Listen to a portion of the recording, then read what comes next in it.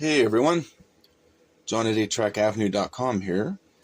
Today I'm going to show you an example of capstan burn. And what capstan burn is when you insert the cartridge into your player, the motor activates and it starts to spin the capstan. And the capstan shaft is what spins the pinch roller of your cart.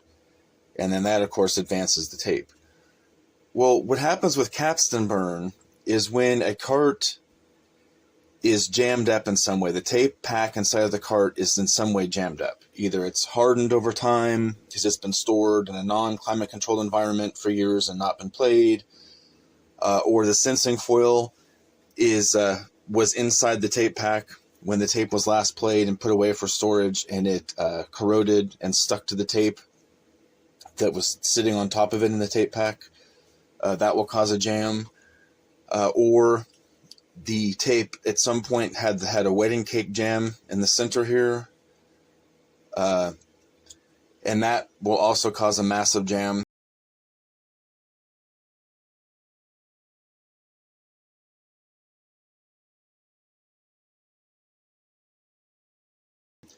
So essentially what happens is there's an attempt to play a tape when there's some kind of a jam, and the tape in the center here is unable to come out.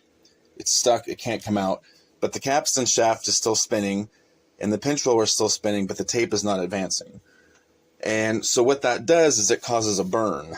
And I don't know if you'll be able to see this very well because of the camera here. I'm going to try. You see these shiny spots? This is a pretty massive burn right here. So what happened in this case, typically you'll just see they'll just be the circumference of the capstan shaft.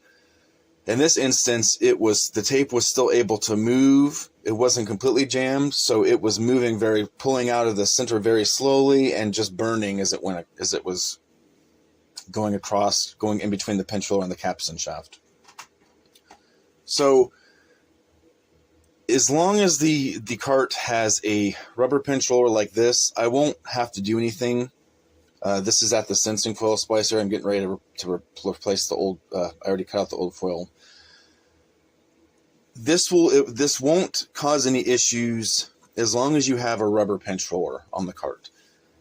If this were in a cart that had the plastic pinch roller, sometimes what will happen is every time it gets to this section, it will stop spinning. Like, this is too smooth, and once this part gets back to the capstan shaft, it will stop advancing the tape.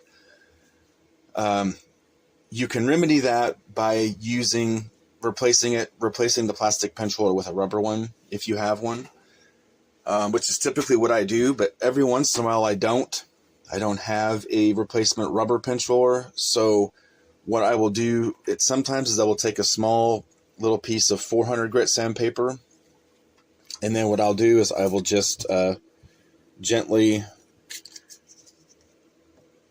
go over the area with the sandpaper, over the capstan burn with the sandpaper, to kind of roughen it up a little bit. The sound quality, you're going to have this section of tape is going to be permanently damaged as far as sound quality goes. Now with this one, it's near the sensing foil, so there's likely no audio recorded on either side right here where this is at. So in this instance, it's not gonna be noticeable. But there will be, if this was in a different area where there was actually like music recorded onto the tape, you are going to hear tape drop. When it gets to that section, you're going to get tape drop out, or the sound will go away completely. But there is going to be noticeable damage when you're listening to the tape audio-wise. You're going to hear it. So that's why a little bit of sandpaper to roughen it up isn't going to. The tape's already damaged there. What you're trying to do with the sandpaper trick is to roughen this up enough so that if the pinch roller is plastic, when it gets to this section of tape, it's not going to get stuck anymore. When it gets to this capstan shaft, that it'll be rough enough to be able to continue playing when it gets to that section of tape again. So that's why it's always important, if you don't know the if you don't know the status of a tape as far as like whether it's been tuned up or repaired or not, it's a good idea to open it up before you try to play it so that you don't have this happen. Now, if you're not going to open the tape up, then what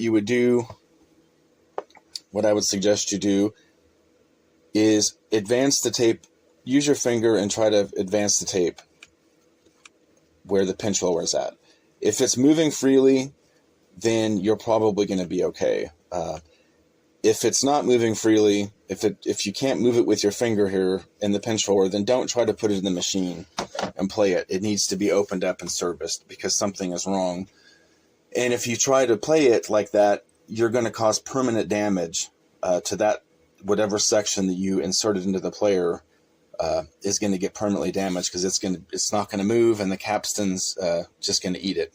Well, it's not going to eat it; it's going to burn it. So, anyway, always make sure that a tape that you do not know the history of and stuff, make sure that if you're not going to open it up and service it, that you at least try to advance the tape with your finger on the pinch roller to make sure that it is in fact moving freely, so that you do not cause damage. I get so many tapes in that have this kind of damage on them, and it's totally preventable.